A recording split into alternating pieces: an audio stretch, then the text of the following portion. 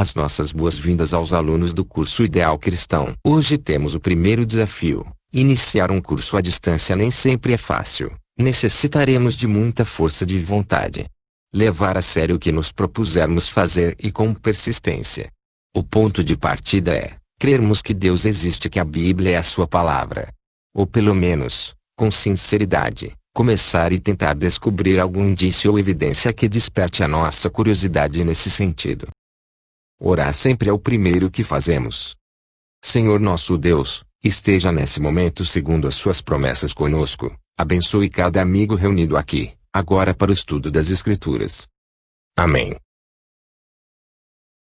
Podemos começar aqui uma visão geral do conteúdo. Temos uma introdução ao estudo da Bíblia como ponto de partida. Uma forma e um método que adotaremos. A seguir 2 unidades de estudo apresentando o Deus da Bíblia. Uma ideia bastante clara do que é o homem, uma visão da realidade do homem quando foi criado. O que é o pecado, a morte, outras consequências e como age no mundo. Até entrarmos nas unidades em que veremos como age Deus frente ao pecado e uma boa nova. Um plano de restauração e de resgate para a humanidade. Nas últimas unidades teremos o desenlace, como termina a história do pecado, dando lugar a uma nova história livre definitivamente do mal. Abrir a Bíblia será uma das primeiras medidas tomadas neste curso. Repetiremos sempre o assim diz o Senhor. Em João 8, verso 32, disse Jesus, conhecereis a verdade e a verdade vos libertará. Em resumo veremos como seu conhecimento liberta, da mentira, do pai da mentira a saber o diabo, da ignorância, das crenças e crendices, das tradições e principalmente da tentação, do pecado, da condenação à morte eterna, do medo, de todos os preconceitos adquiridos e muito mais. Qual o significado da palavra Bíblia? É uma boa questão para começar. Qual seria a sua resposta? Tem alguma ideia do que esta palavra tão conhecida significa? Bíblia, vem do grego, biblos ou biblon, que designa uma folha de papiro ou um rolo pequeno, tendo em conta que esta era a forma dos escritos antigos da época. A palavra Bíblia é um plural. Significa, os livros ou coleção de livros assim como biblioteca.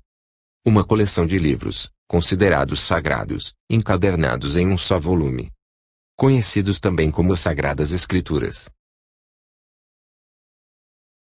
Temos na Bíblia, 39 livros no chamado Velho Testamento, do Gênesis ao livro de Malaquias, e 27 no Novo Testamento, de Mateus ao livro do Apocalipse.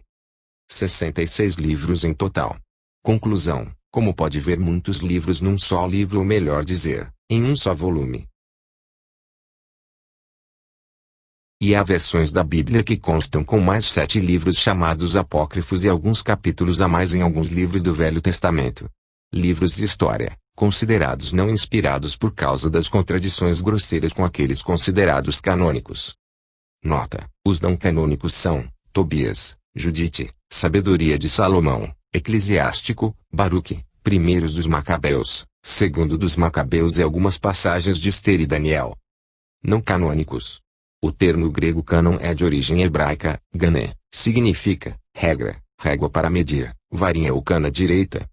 Canônicos, na prática, são os livros que ao serem medidos, avaliados, cumprem com certos requisitos, princípios bíblicos, que os aprovam como verdadeiramente inspirados. Características da escrita da época. A escrita que era manual, utilizava inúmeros materiais, como pedra, argila, madeira, papiros, pergaminhos etc., que foram as formas de escrita mais antigas. Os manuscritos bíblicos utilizaram materiais como papiros que eram confeccionados com fibras de um vegetal muito comum no Oriente, o papiro. Pergaminhos eram fabricados com couros bovinos, ovinos ou caprinos tratados com produtos químicos como cal, que por serem começados a usar em Pérgamo, cidade muito importante do ponto de vista cultural da Ásia, recebem este nome. A exceção são os 10 mandamentos. Sim, os 10 mandamentos segundo o relato foram escritos primeiro em pedra, em 2 tábuas de pedra pelo próprio dedo de Deus. Estes documentos eram guardados em forma de rolos ou de códices, folhas de couro curtido, com uma encadernação à semelhança da atual. Geralmente guardados em vasos de barro queimados, como esses que foram achados e conservados. Há muitos documentos que falam dos originais ou cópias dos originais, que confirmam os escritos hoje traduzidos para nós neste livro.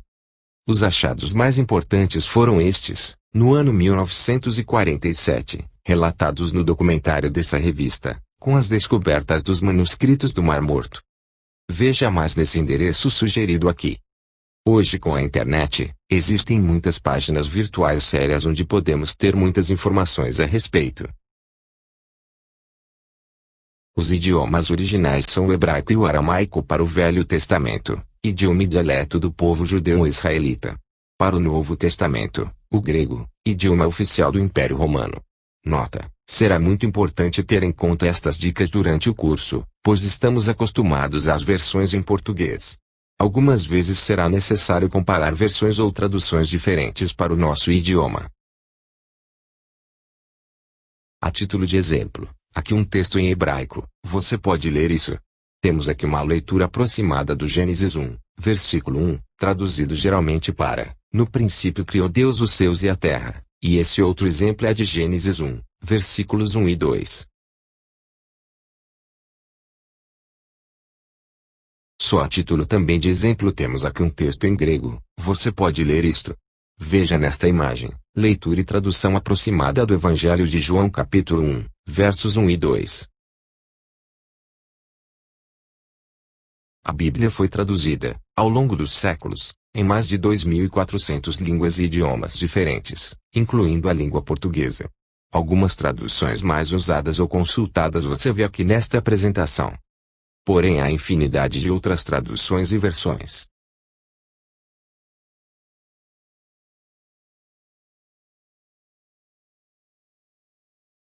Vamos pensar um pouco.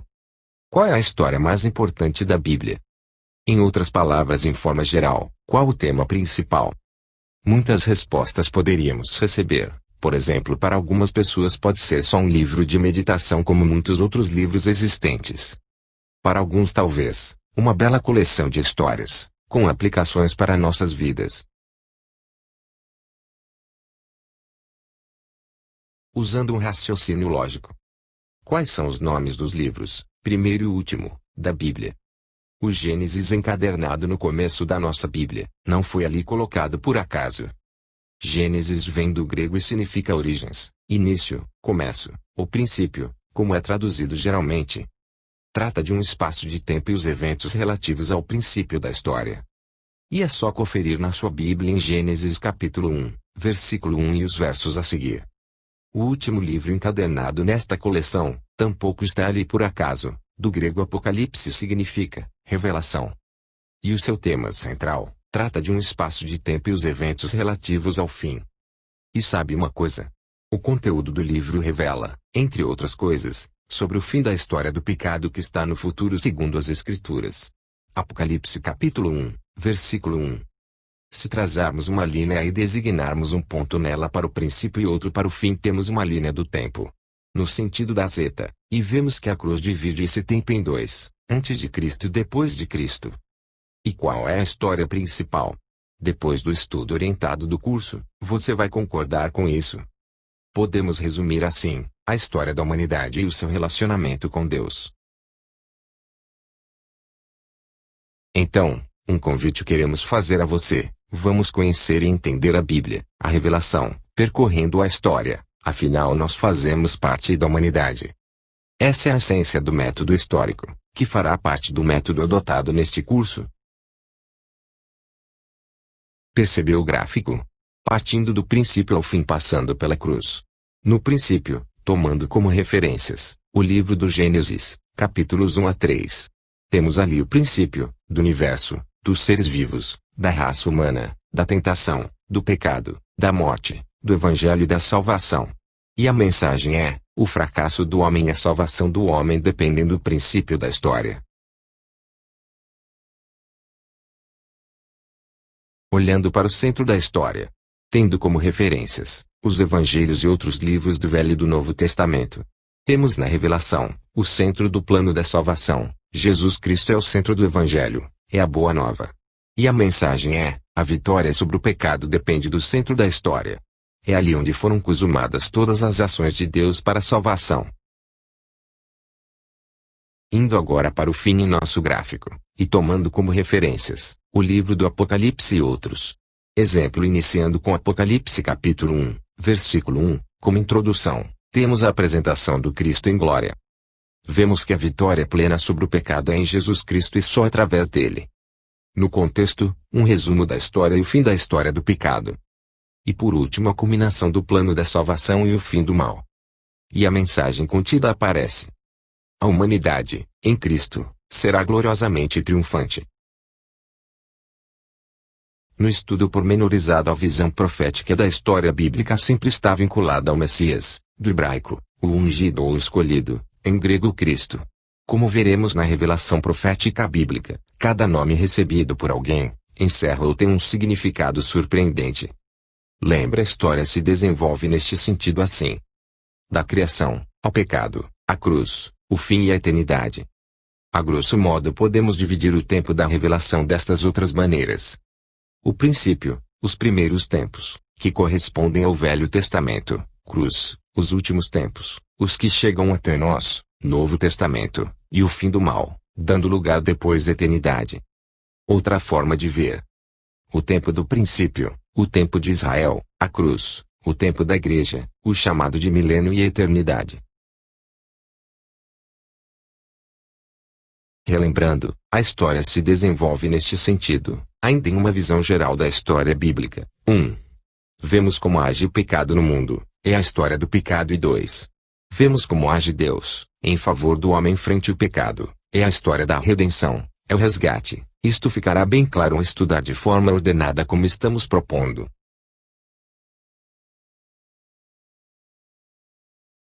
As Escrituras e a revelação de Deus. Veja esse texto, Deuteronômio capítulo 29, verso 29. As coisas encobertas pertencem ao Senhor, porém as reveladas nos pertencem, a nós e aos nossos filhos, para sempre. Isto é, se foi revelado, está nas Escrituras. E consequentemente então, é necessário conhecer. Importante também compreender, que o que não foi revelado ficou com ele, e não temos direito de fazer conjecturas sem base nas Escrituras. Um pouco mais acerca da revelação de Deus. No Evangelho de João capítulo 17, verso 17, disse Jesus a respeito dos Escritos, a revelação de Deus. A tua palavra é a verdade, e tenha em conta que quando ele, Jesus, disse estas palavras só existiam os livros do Velho Testamento. Em Gênesis capítulo 1, verso 1, vemos que Deus é quem inicia a história, ele é antes, é o eterno, ele não foi criado. Em 2 de Pedro capítulo 1, versos 19 a 21 e em Hebreus capítulo 1, verso 1, os profetas, aparecem como os escritores, instrumentos de Deus. Em Hebreus capítulo 1, versos 1 e 2, a maior revelação de Deus é o Filho. Em João capítulo 5, verso 39. Elas de mim testificam, as Escrituras dão testemunho dele, isto é, de Jesus. O Filho também revela após a ascensão. Apocalipse capítulo 1, verso 1. Revelação de Jesus Cristo. Assim revelou a João, e João registrou. Concluímos, Deus não se revelou de uma só vez.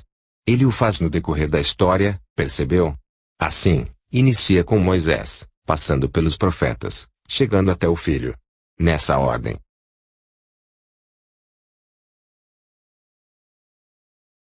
Meu amigo, veja, Jesus usava esse método. Confira com este exemplo, Lucas capítulo 24, versos 25 a 27. Em especial o verso 27, e começando por Moisés, discorrendo por todos os profetas, expunha-lhes o que a seu respeito constava em todas as Escrituras. Mais uma vez, percebeu? Nessa ordem. Jesus usava esse método. Como vemos anteriormente em Lucas 24. E começando por Moisés, discorrendo por todos os profetas, expunha-lhes o que a seu respeito constava em todas as Escrituras. Quero destacar aqui, percebeu, o que a seu respeito constava. Este ponto é essencial, todo está centralizado nele. Isto é, no Cristo, o Messias. Veja a ordem de revelação no gráfico. Temos nesse exemplo, o Messias em Moisés e os 5 livros da lei, o Pentateuco, os livros dos profetas cada um em seu tempo, Jesus mesmo, o Messias prometido que se faz presente. Ele é a maior revelação e os discípulos só registram a respeito dele e do plano de salvação, como veremos. Você teve a oportunidade de apreciar uma apresentação bastante resumida da Palavra de Deus, uma visão geral. Esperamos que o seu interesse tenha despertado para o estudo minucioso aqui proposto, nas próximas unidades. Será essencial para você compreender o plano da salvação, isto segundo as Escrituras, segundo a Bíblia. Afinal o Senhor Jesus disse: examinais as Escrituras, porque vós cuidais ter nelas a vida eterna, e são elas que de mim testificam. João capítulo 5, verso 39 da versão Almeida Revista e Corrigida. ARC. Próxima aula, abordaremos a unidade 2.